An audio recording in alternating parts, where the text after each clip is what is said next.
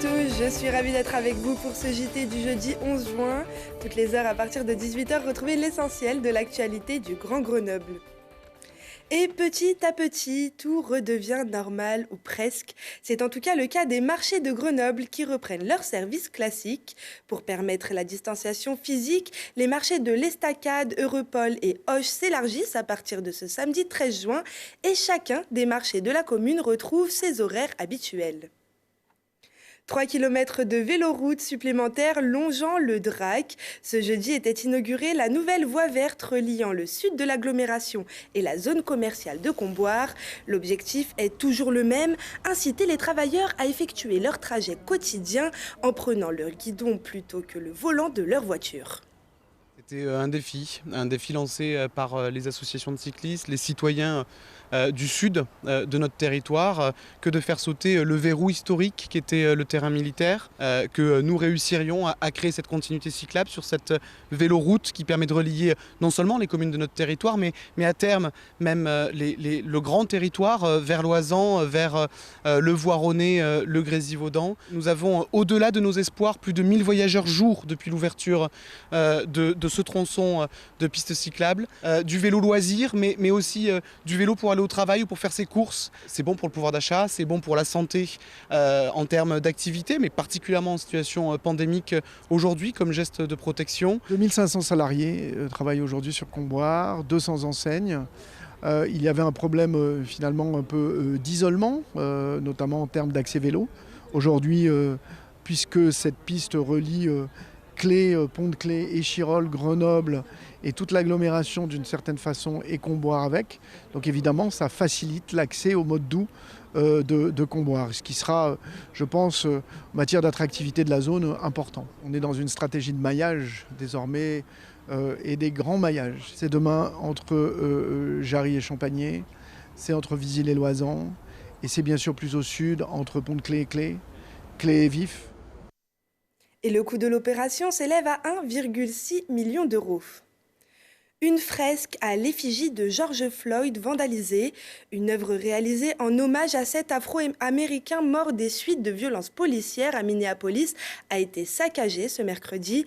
Situé rue d'Alembert à Grenoble, le visage de George Floyd a été recouvert de peinture. C'est désormais au tour des vaches de se déconfiner. Et à l'Alpe d'Huez, si les bêtes profitent du bien-être de la montagne, ils contrastent avec celui d'être proche des pistes de ski et donc des déchets humains. Voici les détails de Guillaume Thébault. Limousine ou charolaise, les 300 pensionnaires de l'Alpage d'Huez ont pris leur quartier d'été sous l'œil vigilant de Tony Le Berger. Une estive 2020 un peu particulière, puisqu'elle sera sa dernière. C'est un moment bien spécial cette année parce que c'est ma dernière saison. Ça fait 30 ans que je garde les animaux sur cet alpage de l'Alpe d'Huez. Donc on commence notre alpage ici à la Patte d'Oie. Après les bêtes vont descendre sur Huez, Saint-Ferréol, une partie. Et ensuite on fait en montant, donc de 1400 mètres jusqu'à 2100 mètres. La circulation des génisses sur l'ensemble du domaine en fait un alpage exigeant qui demande une attention particulière. On est sur un domaine skiable, donc il n'y a aucune clôture fixe ni barbelée. C'est toujours monter, démonter, monter, démonter. C'est un énorme boulot dans la saison, puisque en permanence, j'ai à peu près 20 km de clôture de posée que je dois déplacer toute la saison. Si vous voulez un ordre d'idée, quelque chose comme 7 ou 8 tonnes de barrières et 3500 piquets de clôture et 40 km de fil. Dameur l'hiver, Tony connaît bien les bénéfices du pastoralisme qui permet de fixer la neige sur les pistes et qui préserve l'environnement l'été. L'effet du bon air de la montagne sur les vaches est également stupéfiant. Les bêtes ici vont prendre entre 70 et le record que j'ai eu c'est 200 kg en 120 jours. Mais la montagne peut être dangereuse pour les troupeaux et ce n'est pas le loup que Tony craint le plus. Les gros problèmes que j'ai rencontrés de mortalité d'animaux, ce sont les corps étrangers, les lunettes de soleil, les sticks à lèvres, les téléphones portables, les boîtes en aluminium, de boissons, etc. Et le problème des bovins, c'est que quand ils mettent quelque chose dans la bouche, ils ne savent pas le recracher, ils l'avalent. En 30 ans, j'ai eu beaucoup de pertes. Le plus de pertes que j'ai eues sur une année, c'est 7 génisses que j'ai fait autopsier et qui avaient toutes un corps étranger, qui sont toutes mortes à cause de ça. Donc je demande aux gens, s'il vous plaît, ne laissez pas vos déchets sur l'alpage. Et on espère que le message est bien passé. Faites attention à vos lunettes et autres objets qui pourraient être ingérés par un animal. Yorick Ravet de retour au GF38.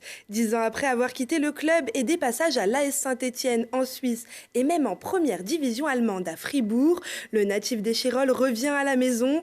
L'attaquant de 30 ans apportera son expérience et une solution supplémentaire dans le groupe de Philippe Inchberger. Il reprendra le chemin de l'entraînement avec ses coéquipiers grenoblois le 29 juin prochain. Et d'ailleurs, dans notre série rétro jour pour jour, retour aujourd'hui, 6 ans en arrière, en juin 2014, avec l'annonce du déménagement du FCG au Stade des Alpes, une enceinte construite initialement pour le football.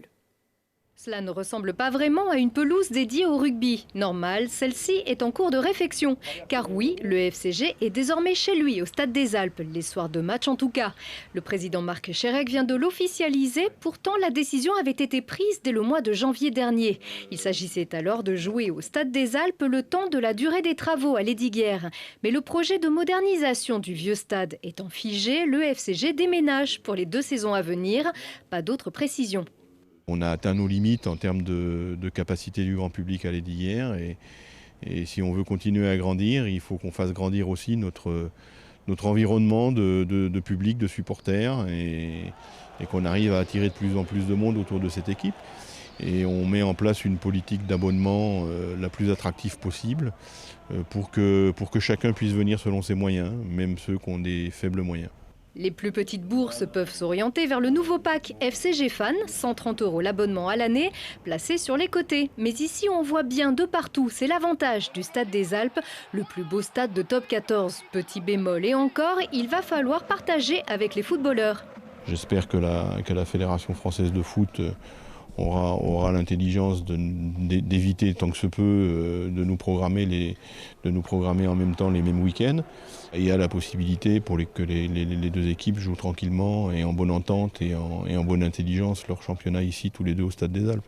Le Stade des Alpes qui donc va s'habiller aux couleurs du FCG. La boutique officielle va élire domicile dans l'espace auparavant dédié à la boutique du GF38 côté nord. Côté sud se dressera bientôt une halle polyvalente pour accueillir sur 2 niveaux les partenaires, sponsors et VIP. Quant à l'actuel village partenaire à Lesdiguières, il est reconverti pour optimiser la préparation de l'équipe. On transforme le village partenaire en halle d'entraînement, en halle couverte d'entraînement de 1500 m², avec un synthétique couvert, avec un couloir de course, avec une grande salle de musculation. Et l'équipe première s'entraînera sur le terrain d'honneur, donc c'est des conditions d'entraînement qui sont qualitatives. Le collectif pourra donc s'entraîner au chaud pendant l'hiver. Le froid n'est plus un argument pour ne pas venir à Grenoble. Le collectif, largement renouvelé, profitera de ces conditions pour tenter d'accomplir l'objectif du club, s'installer durablement en top 14.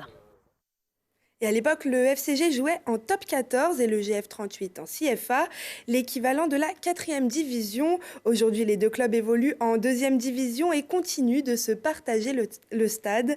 La métropole va d'ailleurs leur confier la gestion complète de l'équipement dès le mois d'octobre. C'est la fin de ce journal. Merci à tous de nous avoir suivis. Rendez-vous demain à 18h, puis toutes les heures pour un nouveau point sur l'actualité. On se quitte en musique avec cet extrait du concert de Ma pauvre Lucette qui sera diffusé ce vendredi à 21h sur notre antenne. Excellente soirée à tous. Pas plus pour qu'on s'emballe. On a monté une équipe, on a trouvé un bateau pour résoudre le mystère abyssal. Quand le grand jour est arrivé, tout était prêt. On a largué les amarres. On a navigué jusqu'au trou bleu, guidé par le sonar. On attendait qu'elle remonte, on attend toujours, toujours, toujours. Peut-être qu'elle a trouvé un soleil sous l'eau, bien sûr qu'elle se la coule douce. Oh, oh, oh.